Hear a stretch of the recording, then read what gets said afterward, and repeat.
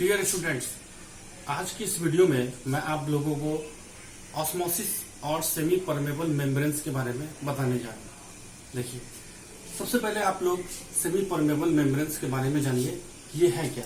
Semi permeable membranes को हम लोग SPM से भी डिनोट करते हैं। इसको समझाने के लिए बच्चों मैं आपको आपके किचन में ले चलता हूँ। किचन में चाय हम लोग बनाते हैं, तो हम लोग चाय को बनाने का तो उसे छानते हैं, ठीक है। तो छानने के बाद क्या होता है, जो चाय होता है वो छन के आपके कप में आ जाता है, और जो चाय पत्ती जो मोटा दाना होता है वो छन्ने में ही रह जाता है। SPM भी बच्चों एक प्रकार से वो छन्ना या चलनी ही है, जो कि बड़े मॉलिक्यूल्स को रोकता है और स्मॉल मॉलिक्यूल्स को पास होने देता है। जैसे कि देखिए, ये एक प्रकार का इस तरह से होता है, और इसमें एकदम स्मॉल छोटे छोटे छिद्र होते हैं, और इस छिद्र से होकर के सिर्फ सॉल्वेंट मॉलिक्यूल ही पास कर सकते हैं, सिर्फ सॉल्वेंट जिसका साइज एकदम छोटा हो। अब सॉल्यूट की बात करेंगे तो सॉल्यूट आपका शुगर, जैसे कि एक सॉल्यूशन हम लोग लेते हैं और इस सॉल्यूशन में आप चीनी भी मिलाते हैं, तब तो ये गाढ़ा हो गया। अब ये गाढ़ा जब हो जाएगा तब आपको इस SPM से होकर के वो पार नहीं कर सकता है, ठीक है बच्चों। तो SPM से फ्लो करने के लिए, SPM से पार जाने के लिए मॉलिक्यूल्स का एज स्मॉल एज पॉसिबल होना जरूरी है।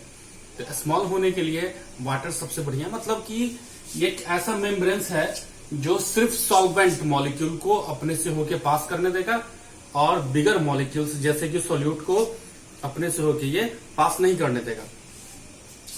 इट कंटेन्स ए सब माइक्रोस्कोपिक होल्स और पोर्स। इसके अंदर में छोटे छोटे छिद्र होते हैं जो सिर्फ छोटे मॉलिक्यूल्स को ही अपने से होकर के पास करने देते हैं। नेचर में इसका एग्जाम्पल है, जैसे कि पिग्स ब्लाडर।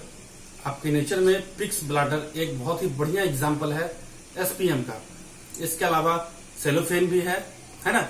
लेकिन हम लोगों ने लेबोरेटरी में भी एक SPM बनाया है।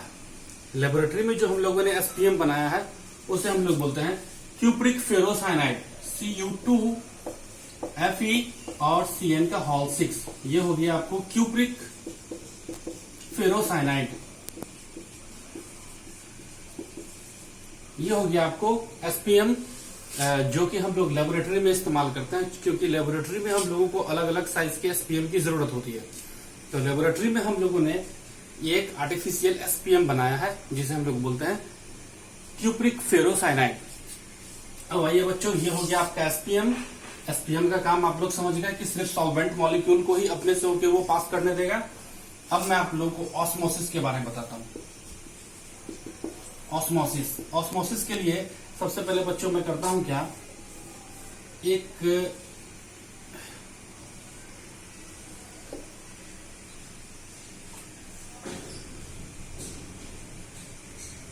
इसमें मैं पानी डाल रहा हूं और इसमें मैं सॉल्यूशन ले रहा हूं, ठीक है बच्चों। ये हो गया आपका सॉल्यूशन, और ये हो गया आपको प्योर सॉल्वेंट यानी कि वाटर, और इसमें हम लोग SPM लगा रहे हैं।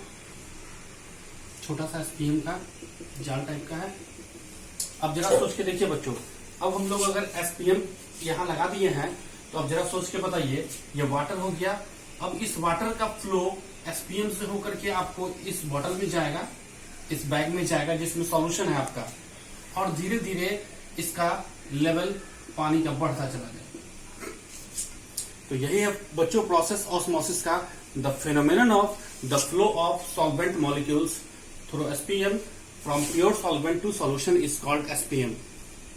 एक बार फिर समझिए, वो प्रोसेस जिसमें सॉल्वेंट मॉलिक्यूल SPM से होकर के ये आपका प्योर सॉल्वेंट से सॉल्यूशन की ओर जाए, इसे ही हम लोग बोलते हैं osmosis. The phenomenon of the flow of solvent molecules through SPM from pure solvent to solution is called osmosis.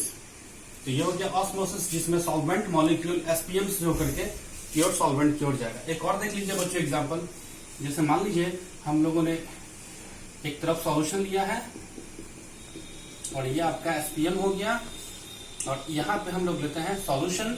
ये सॉल्यूशन हो गया, और इधर हो गया बच्चों प्योर सॉल्वेंट यानी कि वाटर। तो जैसा कि आप जानते हैं SPM क्या करेगा, सॉल्वेंट मॉलिक्यूल को अपने से होकर पास करने देगा। ये सॉल्वेंट मॉलिक्यूल SPM से होकर के धीरे धीरे धीरे धीरे आपका सॉल्यूशन की ओर जाना शुरू करेगा। तो ये जो मूवमेंट है सॉल्वेंट का सॉल्यूशन की ओर, इस मूवमेंट को ही, इस फेनोमेनन को ही हम लोग ऑस्मोसिस बोलते हैं।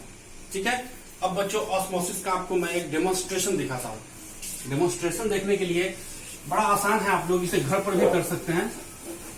डेमोन्स्ट्रेशन के लिए मैं एग लेता हूं, एक उबला हुआ एग। ये देखिए बच्चों, ये हो गया आपका एक उबला हुआ एग, ये हो गया आपका नॉर्मल कंडीशन। एक दूसरा कंडीशन मैं लेता हूं जिसमें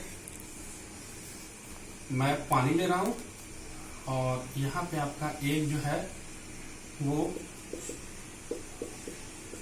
है, और दूसरे में मैं एक सॉल्यूशन ले रहा हूं और यहां पे आपका एग जो है श्रिंक करेगा।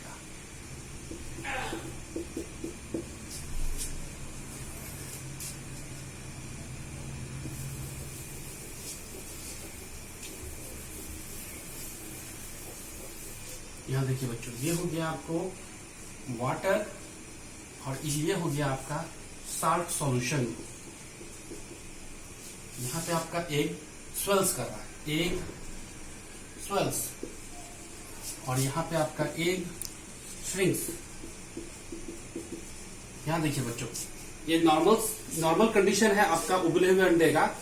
अब इस अंडे को अगर हम लोग पानी में डालें तो क्या करेगा, पानी आपका सॉल्वेंट हुआ, वो धीरे धीरे पानी को अपने अंदर एब्जॉर्ब करना शुरू करेगा, और जब एब्जॉर्ब करेगा तब ये स्वेल्स मतलब ये फैलना शुरू करेगा और ये साइज में आपका बड़ा हो जाएगा। इसी तरह अगर इसी एक को हम लोग अगर एक साल्ट सॉल्यूशन में डालें, नमक वाले पानी में डालें, तब तो ये अब कॉन्सेंट्रेट है, गाढ़ा है सॉल्यूशन, तो ये गाढ़ा सॉल्यूशन जो है वो आपको एग में जाएगा नहीं। अब एग में जो पानी है वो पानी ही आपको धीरे धीरे इसमें से निकलना शुरू होगा, साल्ट सॉल्यूशन में जाना शुरू करेगा, और तब ये धीरे धीरे आपका श्रिंक करेगा, धीरे धीरे सिकुड़ेगा। तो ये है बच्चों फेनोमेनन ऑस्मोसिस का, जिसपे सॉल्वेंट मॉलिक्यूल आपका एसपीएम से होकर के सॉल्यूशन की ओर जाता है। ठीक है बच्चों, आई होप आप लोग को समझ में आया होगा, और कोई डाउट हो तो आप लोग मुझे मैसेज कर सकते हैं। तो thanks for watching, for more videos please subscribe.